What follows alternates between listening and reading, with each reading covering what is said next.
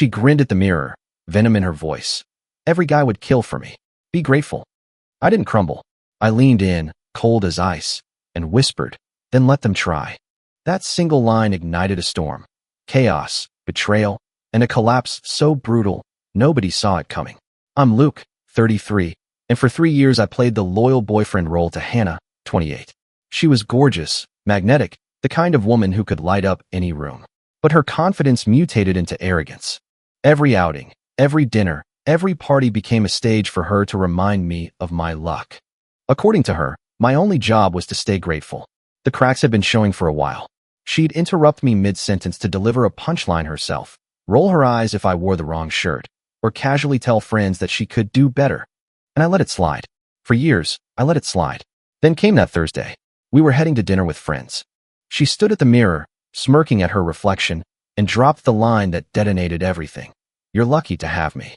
Do you even realize that? Other guys would kill to be with me. You should be grateful. Something snapped, but not the way she expected. It wasn't anger. It wasn't hurt. It was clarity. For the first time in years, I realized she was right. She deserved other guys, and I deserved to stop suffocating. So I smiled. Not the smile of a broken man. The smile of a man holding the exit key. Then let them try. Her smirk faltered. What's that supposed to mean? It means we're done, Hannah. She blinked, shocked, then scoffed. You're ending this because you're insecure? You'll come crawling back. No, I said, grabbing my duffel bag. I'm just not interested in being grateful anymore. She yelled as I packed, called me pathetic, swore I'd regret it. Then, with venom, she spat her final play. Fine. But don't forget Oliver and Jenna's engagement party Saturday. It's going to be so humiliating when you show up alone. Everyone will see what a loser you are. She thought shame was my leash. She thought wrong. I left that night, booked a hotel, and made 2 calls. First, to the landlord. The lease was in my name. Locks would be changed Monday. Hannah was out. Second, to someone I hadn't stopped thinking about, Clara, a graphic designer I'd worked with on a project 6 months back. We'd clicked instantly. She was smart, funny, and casually stunning in a way that made Hannah's theatrics look cheap. I stared at my phone. It was a Hail Mary. Then I typed, Hey Clara, super last minute, but would you be interested in being my +1 to a party this Saturday? 10 minutes later, Luke. My Saturday just went from folding laundry to mysterious adventure. I'm in. I told her the truth. Recent breakup. Ex would be there. Could be awkward. Her reply? Awkward is my middle name. I'll be your shield. Friday was chaos. Hannah's voicemails, her texts, her insults. I blocked her. Spent the evening in silence, feeling more at peace than I had in years. Saturday arrived. I picked Clara up. She wore a simple navy dress. No theatrics, just elegance. The car ride was easy. Jokes, laughter, real conversation. No games. No traps. As we walked toward the front door of the engagement party, I took a breath. Hannah thought she was writing my humiliation. But I had the pen now. The party buzzed with laughter and chatter. I spotted her almost immediately. Hannah stood by the fire pit, animated, laughing too loud, clutching her wine like a prop. She hadn't seen us yet. Clara leaned in, whispering, target at 9 o'clock. She's working hard for that audience. I grinned. You don't know the half of it. We mingled, took the long route around, chatted with the hosts. Clara charmed everyone instantly. Warm, witty, magnetic. And then, it happened. Hannah's story trailed off. She saw me. Her jaw dropped. Our friends turned. Their faces flickered with shock. Hannah recovered fast, pasted on her brittle smile, and marched toward us like a predator closing in. Luke, she cooed, voice dripping with sugar. Her eyes flicked over Clara like she was disposable. And you brought a friend. I smiled. Hannah, this is Clara. Clara extended a genuine hand. So nice to meet you. Hannah's smile sharpened. Wow, Luke. Moving on so quickly? Seems desperate. Loud enough for nearby ears. Public shaming, her favorite game. I didn't flinch. Not desperate at all. You said other guys would kill to have you. I just decided to let them try. I'm respecting your wishes. The color drained from her face. For the first time in years, she had no script. The silence that followed my words was electric. Hannah's brittle smile cracked, her cheeks flushing red. She hissed, That's not what I meant, and you know it. It's what you said, I replied evenly. And I'm done pretending. For a second, she looked like she might explode. But instead, she pivoted. Hannah never lost an audience willingly. She turned to our mutual friend standing nearby and said in a loud, dramatic voice, See? This is what I dealt with. Luke twisting everything I say. He's always been insecure. Clara squeezed my hand under the table and leaned toward me, whispering, "Do we play defense or offense?" I smiled. Offense. Before Hannah could continue her performance, Clara turned and spoke, her tone warm but cutting. "Funny. Insecure doesn't usually look like breaking up with a woman who thinks she's a prize to be won." The group froze. Hannah blinked, momentarily speechless. Clara sipped her wine like she'd just recited a grocery list. But the drama didn't end there, because just then, Oliver, the groom-to-be, tapped his glass and announced, "Everyone, can we gather for a quick toast?" People cheered, glasses raised. Hannah slipped back into the crowd, her smile painted on like a mask, but her eyes burned holes through me. We all circled up around the fire pit. Oliver gave a heartfelt toast about love, commitment, and respect. Irony practically dripped from the air as Hannah's gaze locked on me the entire time. And then, chaos. Jenna, the bride-to-be, suddenly interrupted mid-toast, her voice tight. "Sorry, I can't. I can't do this right now." The crowd gasped. She stormed off toward the house, tears in her eyes. Oliver froze, glass trembling in his hand. Whispers exploded through the group. Hannah, never missing a chance to seize the spotlight, pounced. "Oh my God, did anyone else see?" She looked furious at Oliver. She clutched her chest, fake concern dripping from her words. "I bet he's been hiding something." I stiffened. Hannah was a master at spinning drama, but this was new, someone else's engagement on the line. Clara muttered, "This woman could weaponize oxygen." People began to scatter, some following Jenna, others bombarding Oliver with questions. The engagement party was turning into a public meltdown. And Hannah? She thrived on it. She turned back to me and smirked. "Guess you're not the only relationship failure here tonight." I wanted to walk away, but then Jenna's maid of honor, Rachel, marched out of the house, her face pale. She pointed straight at Oliver and shouted, "Tell them the truth, Oliver. Tell them about her." The yard fell silent. Oliver stammered, his face going red. "Rachel, this isn't the time." "It's exactly the time," she snapped. "Jenna deserves to know about the texts." "About Hannah." Every head turned. My stomach dropped. "What texts?" Jenna's voice sliced through the silence as she emerged from the house, eyes red but blazing. She looked at Hannah. "What is she talking about?" The crowd pivoted. Every face was locked on Hannah now.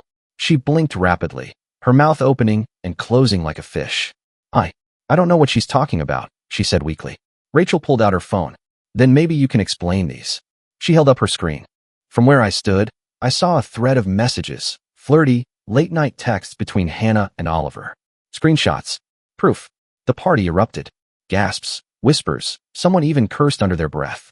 Jenna's hand shook as she snatched the phone and scrolled. Oliver stammered. "It wasn't." Hannah started it. "I never." Jenna shoved the phone back into Rachel's hand and turned to Hannah. "You tried to sabotage my engagement party by parading around like you're some goddess, and all this time, you were sneaking around with my fiancé?" Hannah's face drained of color. "It wasn't like that. They were just messages." "Oh, you mean like these?" Rachel scrolled again, reading aloud. "Wish you were here instead of her." "That sound like just messages, Hannah?" The crowd went deadly quiet. Clara leaned into me, voice low. "This is better than cable." I almost laughed, but the air was too tense. Hannah's mask cracked.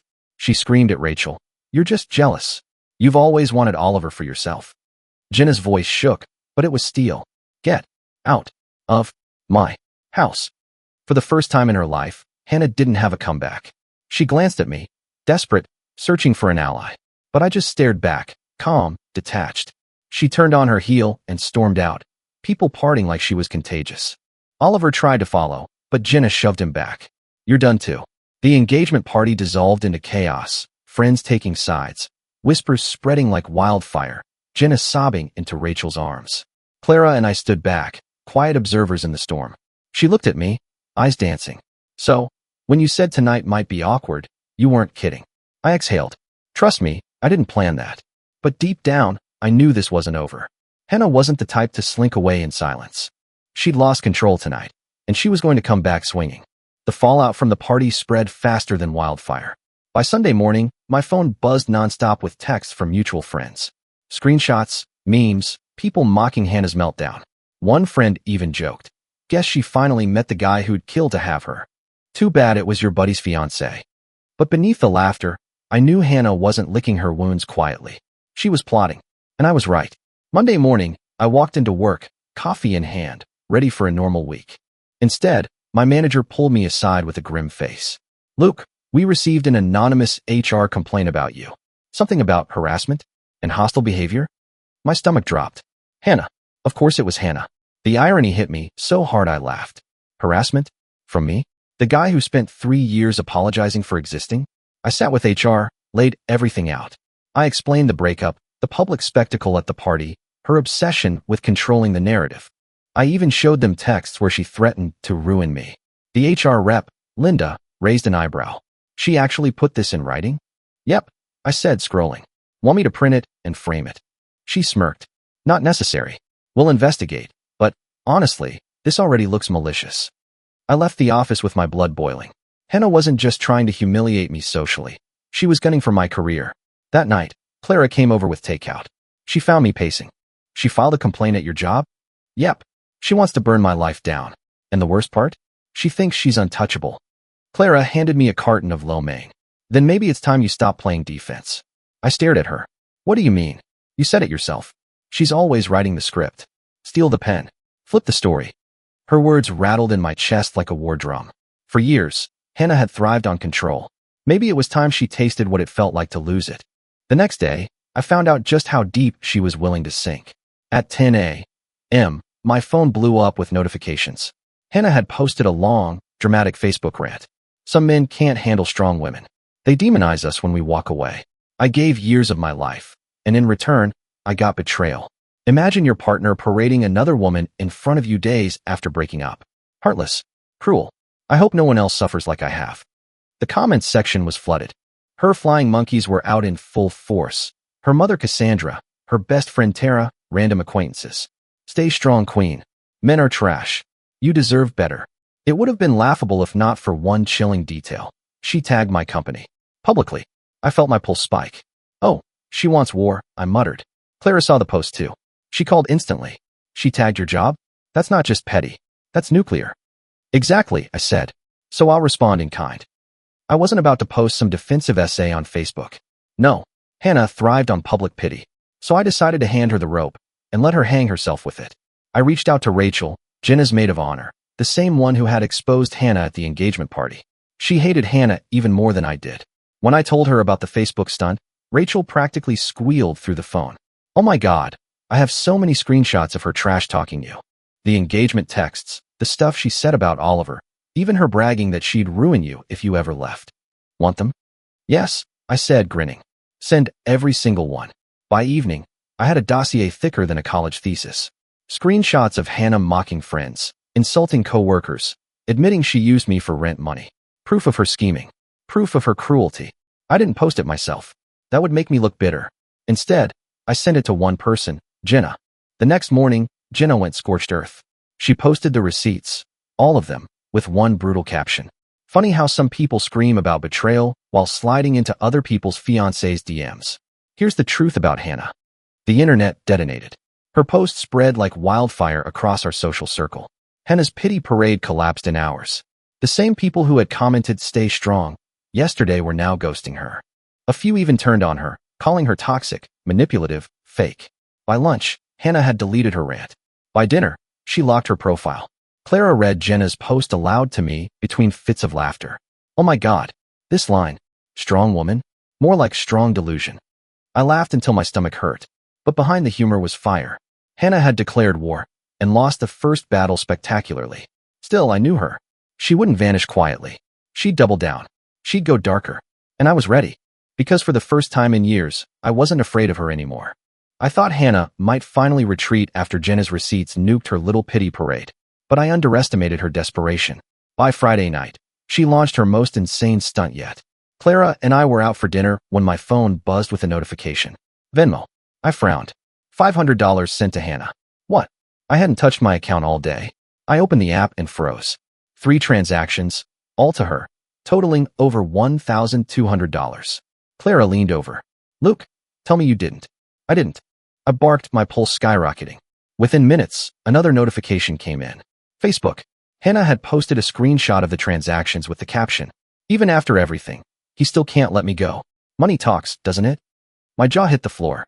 She had hacked my Venmo, or worse, stolen my card info, and she was parading it as proof I was begging for her. The comments section exploded.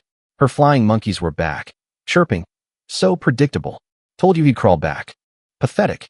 I slammed my fork down. That's it. She wants to play financial games? Fine. Clara grabbed my arm. Don't just react. Hit her where it actually hurts.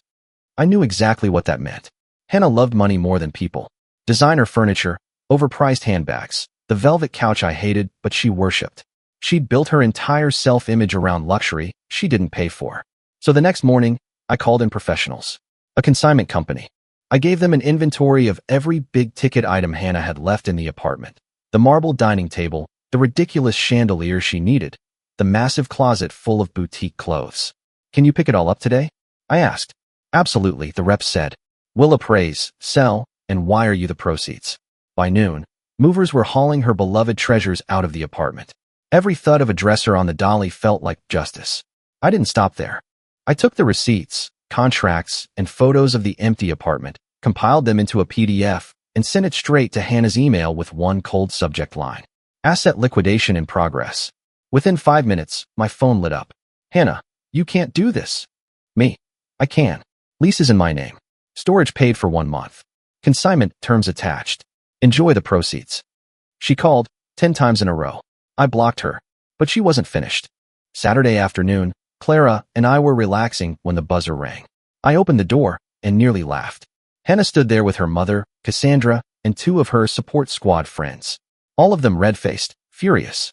She shoved her way in, eyes blazing. Where's my stuff? I gestured calmly to the neat stack of labeled boxes by the wall. Your personal items. Clothes, books, toiletries. Everything else. Consignment. Her mother shrieked. You're selling her furniture? You monster. I crossed my arms. Correction. Her luxury investments. They're being liquidated. Once sold, she'll get the money. Minus moving fees, of course. Clara walked out from the kitchen holding 2 mugs of coffee like she was hosting a brunch.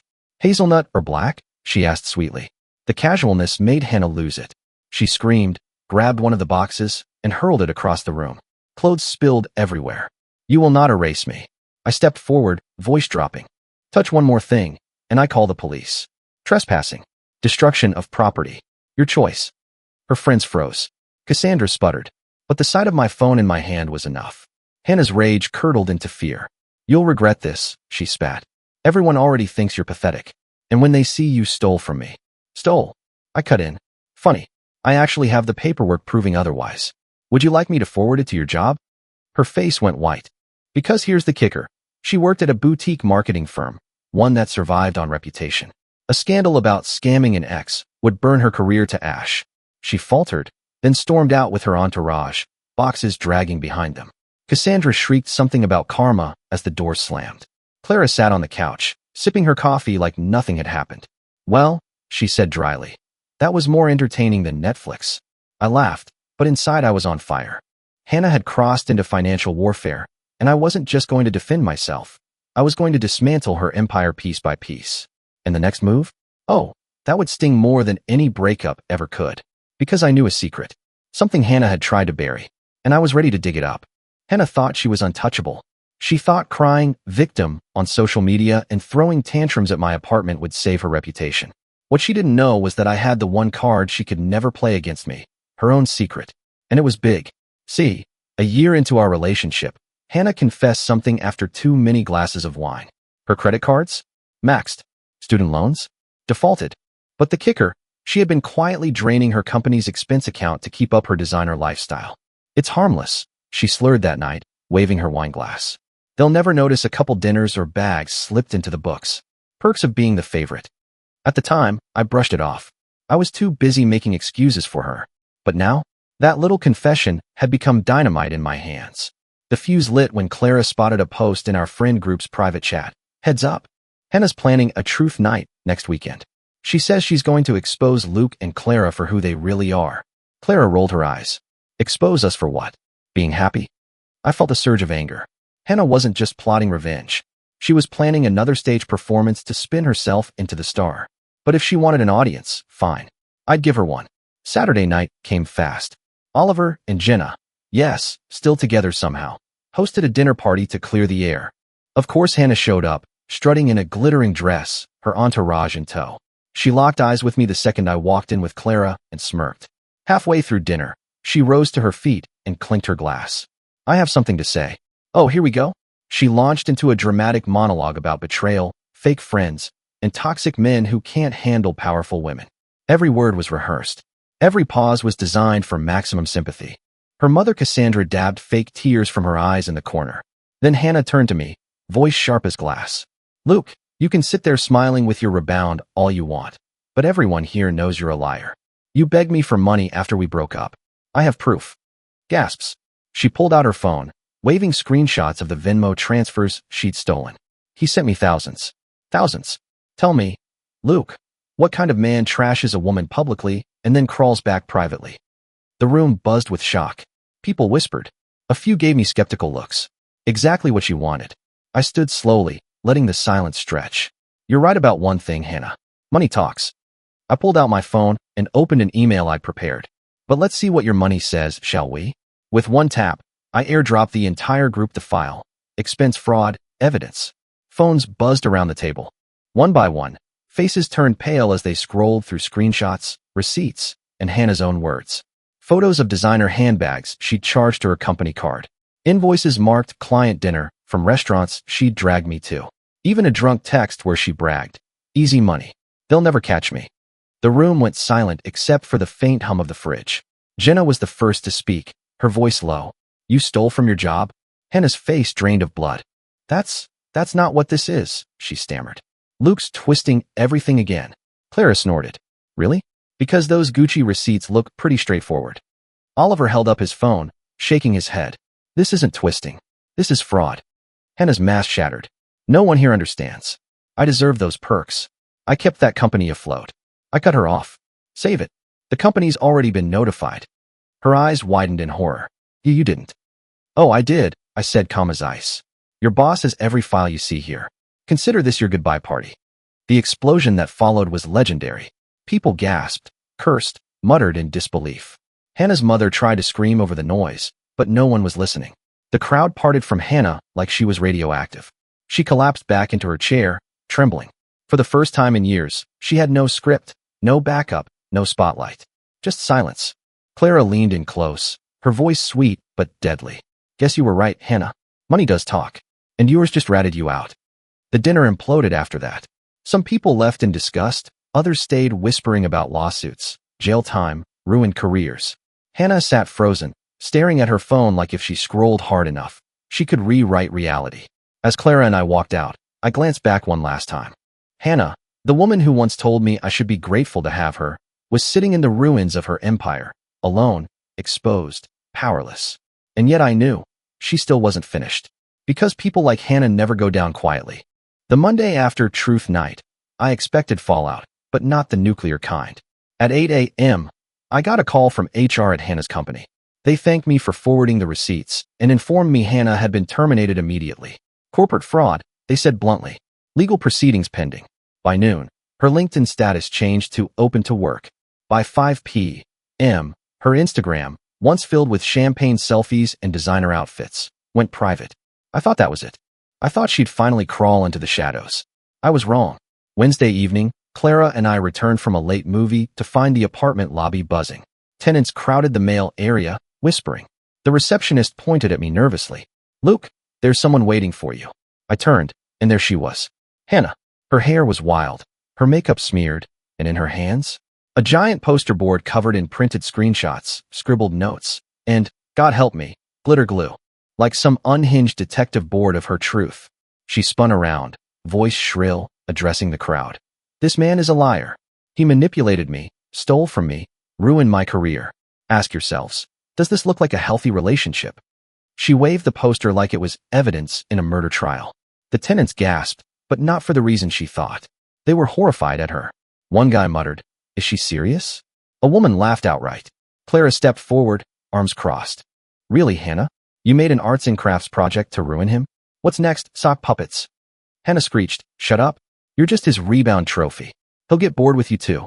I raised my voice over the chaos. Enough, Hannah. You've humiliated yourself at parties, online, at your job, and now in my lobby. Do you even hear yourself anymore? Her eyes flicked wildly. No, I won't let you win. I'll destroy you if it's the last thing I do. She lunged toward Clara, waving the poster board like a weapon. That was it. I pulled out my phone. You just crossed the line. Police are on their way. The word police snapped through her frenzy like a whip. She froze. Her entourage wasn't there this time. No Cassandra. No friends. Just Hannah, shaking, staring at the phone in my hand. The building's security arrived within minutes. They escorted her out as she shrieked. "This isn't over, Luke. You'll regret this." Her voice echoed down the hall until the door slammed shut behind her. And just like that, silence. The tenants trickled away, muttering about how insane she was. Clara leaned against me, sighing. I almost feel sorry for her. I shook my head. Don't. She chose every step of this path. But the finale wasn't the screaming in the lobby. The real ending came 2 weeks later. I received a sterile email from the consignment company. Final liquidation complete. Total proceeds transferred. Attached was a balance sheet. Every piece of furniture, every designer bag, every chandelier Hannah had worshipped, gone. The money wired directly to her account.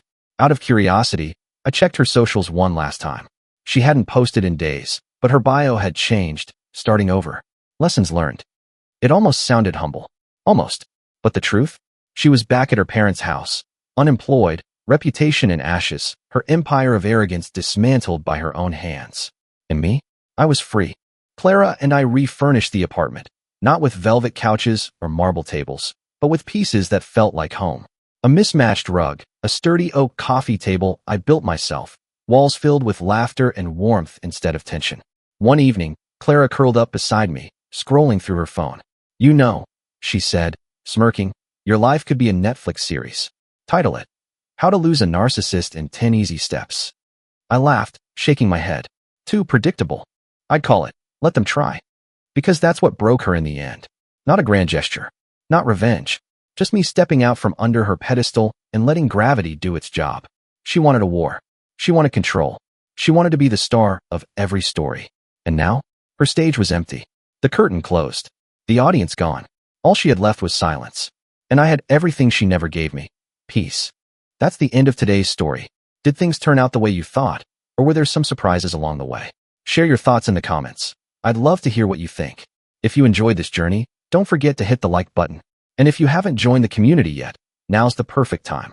Subscribe and turn on notifications so you're always the first to catch new stories. Thanks for watching, and I'll see you in the next adventure.